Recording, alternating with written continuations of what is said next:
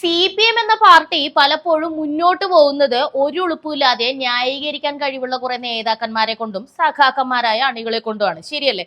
അങ്ങനെ പ്രതിരോധത്തിലാവുന്ന സമയത്ത് ന്യായീകരിക്കാൻ വേണ്ടി എഴുന്നള്ളി വന്നിരിക്കുന്ന സഖാവ് AK ബാലനെയാണ് നിങ്ങൾ അടുത്തത് കാണാൻ പോകുന്നത്. കണ്ടോളൂ. ദ്വാരപാലക സ്തൂപവുമായി ബന്ധപ്പെട്ടുകൊണ്ടുള്ള പീഠം സ്വന്തം കട്ട് ഇത് ഗവൺമെന്റിന്റെ തലയിൽ വെക്കാനുള്ള അദ്ദേഹത്തിന്റെ ഈ കുൽസിത ശ്രമത്തെ ഇല്ലാതാക്കിയത് അയ്യപ്പന്റെ തന്നെ ഇടപെടല. അല്ലാതെ ഇത് ഇങ്ങനെ കണ്ടുപിടിക്കില്ലായിരുന്നു. അയ്യപ്പന്റെ ശക്തി കൊണ്ടാണ് ഉണ്ണികൃഷ്ണൻ പോറ്റി എന്ന് പറയുന്ന ഒരു കള്ളനെ ഇപ്പോൾ പിടിക്കാൻ പറ്റിയത് എന്നാണ് നമ്മുടെ ബാലൻ സഖാവ് ഇപ്പൊ പറയുന്നത്. അത് വലിയ കാര്യമുള്ള കാര്യം തന്നെയാണ് അല്ലെ? സത്യമായിട്ടും അയ്യപ്പന്റെ ശക്തി കൊണ്ട് തന്നെയാണ് കള്ളന്മാരെ പിടിക്കാൻ പറ്റിയത്. പക്ഷേ ഉണ്ണികൃഷ്ണൻ പോറ്റി ഒറ്റയ്ക്ക് വിചാരിച്ചാൽ ഇദ്ദേഹം പറയുന്ന ഈ ദ്വാരപാലകന്മാരെ പൊതിഞ്ഞ സ്വർണവും പീഠവും ഇപ്പോ പുറത്തു വരുന്ന വാർത്തകൾ അനുസരിച്ച് കട്ടിളപ്പടിയും വാതിലും വരെ കടത്തിക്കൊണ്ടു പോകാൻ സാധിക്കുമോ? അത്ര സുതാര്യമായിട്ടും അത്ര സുരക്ഷാ ക്രമീകരണങ്ങൾ ഇല്ലാതെയുമാണോ CPM കൈകാര്യം ചെയ്യുന്ന ദേവസ്വം ബോർഡ് ഈ പറയുന്ന ശബരിമലയെ കൈകാര്യം ചെയ്തിരിക്കുന്നത് എന്ന് നമ്മൾ ചോദിച്ചാൽ ഈ സഖാക്കൾ എന്തു പറയും? ഇനി ഈ ദ്വാരപാലകന്മാരുടെ ഈ പറയുന്ന പാളി കൊണ്ടുപോയി 2019 റെഡിയാക്കാൻ, അതായത് സ്വർണം പൂശാൻ കൊടുക്കുമ്പോൾ അത് ചെമ്പാണ് എന്നാണ് ഇത് റിപ്പയർ ചെയ്ത ചെന്നൈയിലുള്ള ആ സ്ഥാപനം പറയുന്നത്. അവര് പറയുന്നത് ഞങ്ങൾ സ്വർണത്തിൽ സ്വർണം പൂശാറില്ല, ഞങ്ങളുടെ എത്തിക്സ് അതിനെതിരാണ്, അതുകൊണ്ട് ഞങ്ങൾ ചെമ്പിൽ മാത്രമാണ് സ്വർണം പൂശുക എന്നാണ്. 2019 ഈ ഉണ്ണികൃഷ്ണൻ പോറ്റിയുടെ നേതൃത്വത്തില് പിണറായി വിജയനാണ് 2019 ഭരിക്കുന്നത് എന്നുള്ളത് ഞാൻ പ്രത്യേകിച്ച് പറയണ്ടല്ലോ. ഈ സാധനം കൊണ്ടുപോയി കൊടുത്തപ്പോൾ അത് ചെമ്പായിരുന്നു അത്രേ. എങ്ങനെ ചെമ്പായി? നമുക്കറിയാം 1998 വിജയ് മല്യയാണ് സത്യം പറഞ്ഞാൽ ഇതിന് സ്വർണം പൂശിയത്. അദ്ദേഹം വഴിപാടായിട്ട് ചെയ്ത ഒരു സംഗതിയാണ്. സ്വർണം പൂശുക എന്ന് പറഞ്ഞാൽ എന്താണ് സംഗതി? ചെമ്പ് കൊണ്ടുള്ള ഒരു തകിടുണ്ടാക്കിയിട്ട് അതിനകത്ത് സ്വർണം പൂശിയിട്ട് അത് കൊണ്ടുവന്ന് ഇങ്ങനെ ഉറപ്പിക്കും. ഈ പറയുന്നത് പോലെ അത് ഇളക്കി കൊണ്ടുപോകാനും സാധിക്കും. ചെമ്പ് സ്ക്രൂ വെച്ചിട്ടാണ് അത് ഉറപ്പിക്കുക.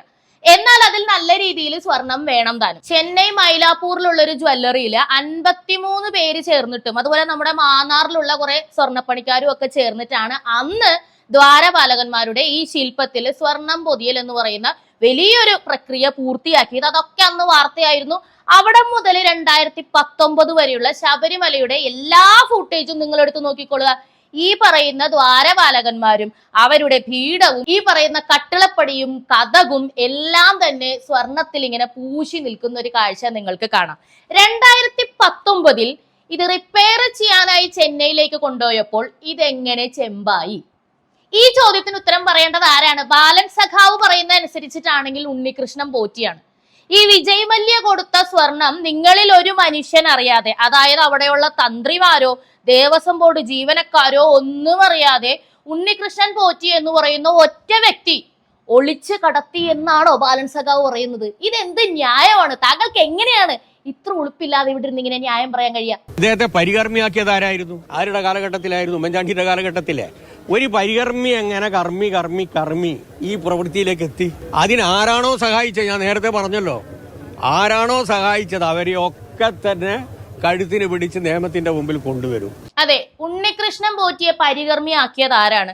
ഉണ്ണികൃഷ്ണൻ പോറ്റിയുടെ ചരിത്രം മാധ്യമങ്ങൾ പുറത്തുവിടുന്നത് മാത്രം നമ്മൾ എടുത്ത് നോക്കിക്കഴിഞ്ഞാൽ ഉണ്ണികൃഷ്ണൻ പോറ്റി പരികർമ്മിയായിരുന്നിട്ട് അവിടെ ചില പ്രശ്നങ്ങളൊക്കെ ഉണ്ടായതിന്റെ പേരിൽ പുറത്തു പോയൊരു വ്യക്തിയാണ്, അല്ലെങ്കിൽ പുറത്താക്കിയ ഒരു വ്യക്തിയാണ്. അവിടെ നിന്നും പിന്നീട് അയാൾ എങ്ങനെയാണ് തിരിച്ചു വന്നത്? ദേവസ്വം ബോർഡ് ഭരിക്കുന്ന CPM-ന് ഇതിനെപ്പറ്റി അറിയില്ല പോലും. ഇദ്ദേഹം എങ്ങനെയാണ് തിരിച്ചു വന്നതെന്ന് അറിയില്ല. ഇദ്ദേഹം ഇത് ബാലൻ സഖാവ് പറയുന്ന പോലെ എങ്ങനെയാണ് കറങ്ങി ഇവിടം വരെ എത്തിയതെന്ന് ഇവർക്ക് അറിയില്ല. എന്നാൽ ഇപ്പോൾ പുറത്തു വന്നിരിക്കുന്നത് പഴയ ദേവസ്വം ബോർഡ് ചെയർമാനും ഇപ്പോഴത്തെ ചെയർമാനും മുരാരി ബാബുവിനൊക്കെ ഇവരിപ്പോ സസ്പെൻഷൻ കൊടുത്തിട്ടുണ്ട്. നിങ്ങളൊന്ന് ആലോചിച്ച് നോക്കുക. ഇവരെല്ലാം കൂടെ ചേർന്ന് മാതൃഭൂമി ന്യൂസ് പുറത്തു വിട്ടിരിക്കുന്നത് യഥാർത്ഥത്തിൽ കതവ് വരെ ചുമന്നുകൊണ്ട് പോകുന്ന ഫൂട്ടേജ് ആണ്. ഇവരെല്ലാം കൂടെ ചേർന്ന് ഒരു കാര്യം ചെയ്തിട്ട് എത്ര എളുപ്പമാണ് ബാലൻ സഖാവിന് ഉണ്ണികൃഷ്ണൻ പോറ്റിയാണ് ഇത് ചെയ്തത്, കട്ടവരാരും ഞങ്ങൾ വെറുതെ വിടില്ല എന്ന് പറയാൻ സാധിക്കുന്നത്. ഞാൻ ചോദിക്കുന്നത്, ഇത് നിങ്ങൾ ഒരു കമ്മി ആകുമ്പോൾ നിങ്ങൾ കാലക്രമേണ ഉണ്ടാക്കിയെടുക്കുന്ന തൊലിക്കട്ടിയാണോ, അതോ നിങ്ങൾ ജനിക്കുമ്പോഴേ ഇങ്ങനെ തന്നെയാണോ? ഒരു കാര്യം ചെയ്തിട്ട് അതൊരു ഉളുപ്പുമില്ലാതെ ഞങ്ങൾ ചെയ്തിട്ടില്ല എന്ന് പറയുന്ന ഒരു പ്രകൃതമാണ് നിങ്ങൾക്ക്. നിയമസഭ തല്ലിപ്പൊളിച്ചത് നിങ്ങൾ സമ്മതിച്ചിട്ടില്ല. എന്തെല്ലാം കാര്യങ്ങൾ കേരളത്തിൽ സഖാക്കന്മാരുടെ ഭാഗത്തു നിന്ന് ഉണ്ടായിട്ടുണ്ടോ അതൊന്നും നിങ്ങൾ സമ്മതിച്ചിട്ടില്ല. ശബരിമലയിൽ സ്ത്രീകളെ കയറ്റിയിട്ടില്ല എന്നാണ് നിങ്ങളുടെ ഒരു ചാനൽ വക്താവ് ചാനൽ ചർച്ചയിൽ വന്നിരുന്നിട്ട് അനിൽകുമാർ ന്യായീകരിച്ചത്. ഇത്ര ഉളുപ്പില്ലാതെ ചെയ്തൊരു കാര്യം ചെയ്തില്ലെന്ന് പറയാൻ നിങ്ങൾക്ക് എങ്ങനെ സാധിക്കുന്നു എന്നാണ് എനിക്ക് മനസ്സിലാവാത്തത്. വിജിലൻസ് ഇപ്പോൾ ഈ കേസ് അന്വേഷിക്കുന്നു എന്നും ആരൊക്കെ കട്ടിട്ടുണ്ടോ അവരെ ഒന്നും ഞങ്ങൾ വെറുതെ വിടില്ല എന്നും പറഞ്ഞുകൊണ്ട് പിണറായി വിജയനും രംഗത്ത് വന്നിട്ടുണ്ട്. ഞാനൊന്ന് ചോദിക്കട്ടെ, കട്ടത് നിങ്ങൾ, പരിപാലിക്കേണ്ടത് നിങ്ങൾ, ഇപ്പോൾ അന്വേഷിക്കുന്നത് നിങ്ങൾ. ഇതിൽ നിന്നും ജനങ്ങൾക്ക് നീതി കിട്ടുമെന്ന് വിശ്വസിക്കാൻ എന്താണ് ഒരു കാരണമുള്ളത്? ഈ പറയുന്ന വിജിലൻസ് ഓഫീസർ അല്ലെങ്കിൽ വിജിലൻസ് ഓഫീസർമാര് നടന്ന് ശബരിമലയിൽ കയറി അങ്ങോട്ട് എത്തി നോക്കിയാൽ അവിടെ എഴുതി വെച്ചിരിക്കുന്ന ഒരൊറ്റ വാക്യമേ ഉള്ളൂ, അത് നീ ആകുന്നു. അതും കേട്ടോണ്ട് തിരിച്ചു വരുമെന്നാണോ? ഇതിൽ കൂടുതൽ ഒന്നും നിങ്ങൾ ചെയ്യില്ല എന്ന് ഞങ്ങൾക്കറിയാം. സഖാക്കന്മാർ ഉൾപ്പെട്ട കേസിൽ തെറ്റുപറ്റിപ്പോയി, അല്ലെങ്കിൽ ശ്രദ്ധ അവിടെ വീണില്ല. ആരൊക്കെയാണോ ഇത് ചെയ്തിട്ടുള്ളത് അവർ CPM-കാരാണെങ്കിലും അവർക്കുള്ള കാര്യങ്ങൾ ചെയ്യുമെന്ന് നിങ്ങൾ പറയുമ്പോൾ പോലും എന്തുകൊണ്ടാണ് ഞങ്ങൾക്ക് വിശ്വാസം വരാത്തതെന്ന് അറിയാമോ? ഇതുവരെയും നിങ്ങൾ നിങ്ങളുടെ പാർട്ടിയിൽപ്പെട്ട കുറ്റവാളികളെ സംരക്ഷിച്ചു മാത്രമാണ് മുന്നോട്ട് പോയിട്ടുള്ളത്. ഞങ്ങൾ അത് ഞങ്ങളുടെ കണ്ടുകൊണ്ടാണ് ഇരിക്കുന്നത്. എന്തുകൊണ്ടാണ് CPM എന്ന പാർട്ടിയിൽ ഏറ്റവും കൂടുതൽ ക്രിമിനൽ കേസിൽ പ്രതികളായിട്ടുള്ള ആളുകൾ ഉള്ളത് എന്നാണ് നിങ്ങൾ മനസ്സിലാക്കി വെച്ചിരിക്കുന്നത്. ജനങ്ങൾ മനസ്സിലാക്കി വെച്ചിരിക്കുന്നത് എല്ലാ കാലത്തും ഈ പാർട്ടിയെ മുന്നോട്ട് കൊണ്ടുപോകാൻ കറപ്റ്റഡ് ആയിട്ടുള്ള ആൾക്കാരാണ് നിങ്ങൾക്ക് വേണ്ടത്. കാരണം CPM എന്ന പാർട്ടിയുടെ നിലവാരം ഒന്ന് നോക്കുക. ഒരു സമരം വന്നാലോ ഒരു പ്രതിഷേധം വന്നാലോ അല്ലെങ്കിൽ ഇനി നിയമസഭയിലുള്ള കാര്യങ്ങൾ പ്രതിഷേധങ്ങളൊക്കെ നിങ്ങളൊന്ന് നോക്കുക, സ്റ്റാൻഡേർഡ് ലെവലിന് താഴെയായിരിക്കും ഇവരുടെ പ്രതികരണങ്ങളെല്ലാം തന്നെ. ഇത്രയൊന്നും സത്യം പറഞ്ഞാൽ കോൺഗ്രസിന് തരം താഴാൻ കഴിയില്ല എന്ന് പോലും ബാക്കിയുള്ള ആളുകൾ പറഞ്ഞിട്ടുണ്ട്. ഒരുപക്ഷെ ഇവരോട് ബലം കൊണ്ടും ശാരീരികമായും അടിച്ചു നിൽക്കാൻ കഴിയുന്നത് BJPക്ക് മാത്രമാണ് എന്ന ആളുകളിൽ ഒരു തോന്നൽ ഉണ്ടാകുന്നത് എന്തുകൊണ്ടാണെന്ന് അറിയാമോ? ഏറ്റവും കൂടുതൽ കറപ്റ്റഡ് ആയ ഗുണ്ടകളായ അത്രയും ആരെ വേണമെങ്കിലും തല്ലാൻ മടിയില്ലാത്ത എന്തു കൊള്ളരുതായും കാണിക്കാൻ മടിയില്ലാത്ത ആളുകളാണ് ഈ പാർട്ടിയുടെ മെമ്പർമാരായിട്ട് ഇപ്പോഴും തുടർന്നു പോയിക്കൊണ്ടിരിക്കുന്നത്. അവർക്കൊക്കെ എന്ത് ക്രിമിനൽ കേസ് വന്നാലും അതൊക്കെ പാർട്ടി നോക്കിക്കോളും, എന്ത് കൊള്ളരുതായി കാണിച്ചാലും പാർട്ടി നോക്കിക്കോളും. ഇതെല്ലാം ഞങ്ങൾ കണ്ടുകൊണ്ടിരിക്കുന്ന സംഗതിയാണ്.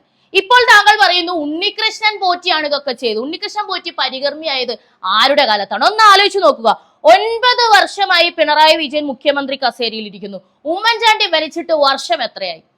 ഇപ്പോഴും അദ്ദേഹത്തിന് ആ കുഴിയിൽ പോലും കിടന്നുറങ്ങാൻ പറ്റാത്ത രീതിയിലാണ് ഇവരിങ്ങനെ സംസാരിച്ചുകൊണ്ടിരിക്കുന്നത്. എന്നിട്ട് ഇവര് പറയും മോദിജി എന്ത് കുഴപ്പം പറഞ്ഞാലും നെഹ്റുവിനെ പറയുമെന്ന്. നിങ്ങൾക്ക് എന്ത് യോഗ്യത ഉണ്ട് പറയാൻ? സത്യം പറഞ്ഞ എന്ത് യോഗ്യത ഉണ്ട് പറയാൻ? ഉമ്മൻചാണ്ടിയുടെ കാലത്ത് എന്തൊക്കെ കേരളത്തിൽ ഉണ്ടായിരുന്നോ അതൊന്നും ഇപ്പൊ കേരളത്തിൽ ഇല്ല എന്നുള്ളത് കേരളത്തിലെ ജനങ്ങൾക്ക് മനസ്സിലായി കഴിഞ്ഞു.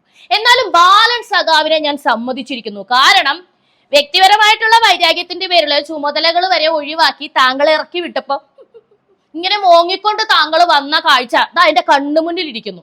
എന്നിട്ടും പാർട്ടിക്കൊരു തട്ടുകേട് വന്നപ്പോ ഉളുപ്പില്ലാതെ ന്യായീകരിക്കാൻ താങ്കൾ വരുന്നുണ്ടല്ലോ. സഖാവേ ലാൽ സലാം.